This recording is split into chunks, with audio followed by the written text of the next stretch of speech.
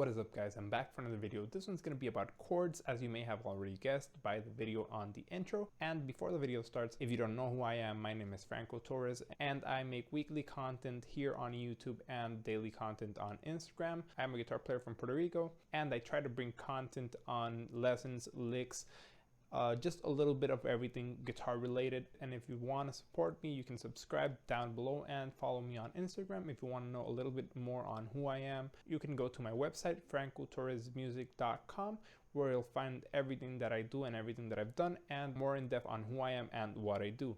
So let's go to the video. What I'm gonna be pinpointing here are chords that are used a lot in jazz music, and these are really popular voicings, popular shapes that if you learn and master, you're gonna become a better companion when playing your instrument. You're gonna wanna learn these throughout all of the keys and the different notes that are inside of these different chords, so you can understand them and use them better. So as I already mentioned, these are some of the most common voicings that you're gonna find, and they sound really good, and there's a reason why they're common and why everyone wants to use them. Let's start with major 7 chords and the major 7 voicings.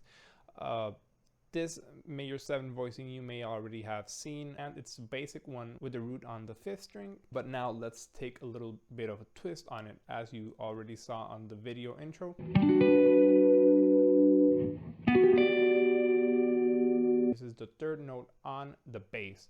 It's one of my favorite chords and my favorite voicings to use, as it really sounds quite open and gives you this really obscure sound. Now let's move to the next one that I'm using on the video.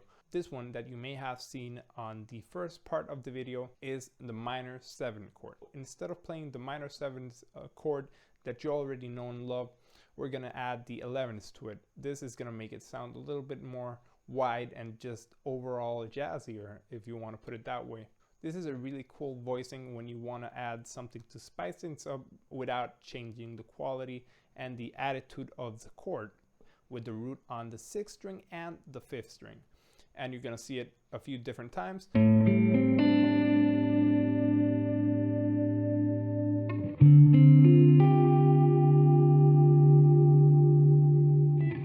I also use minor 7th chord, doubling the minor 7th interval on top on the 1st string,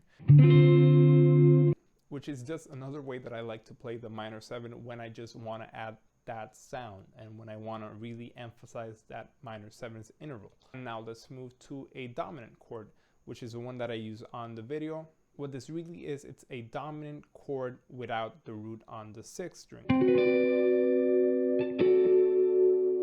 So this is your basic dominant chord with the root on the 6th string without the root, and we're playing just the rest of the chord. Then I add the 13th note, which is one of the best tensions that you can add to a dominant chord if you just want to change things up a little bit. The last one that I use is this particular position right here, and that's actually a diminished chord, just played in a cluster in the first 4 strings.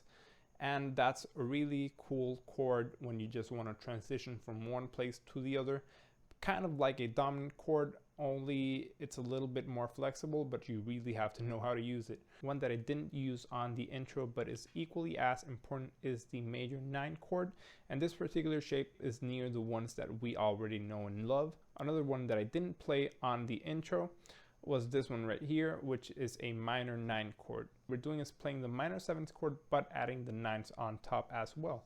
And that's also a really common voicing and one of the best to use when in doubt, and overall it's just a really great chord. And that's basically it for this video. So if you like the video and want to support me, you can subscribe down below and hit the bell button, like the video, and drop a comment on what you want to see on this channel. I'm really interested in knowing what you guys want to see, and I'm going to do my best on bringing that content for you guys. And I'll see you guys in the next one.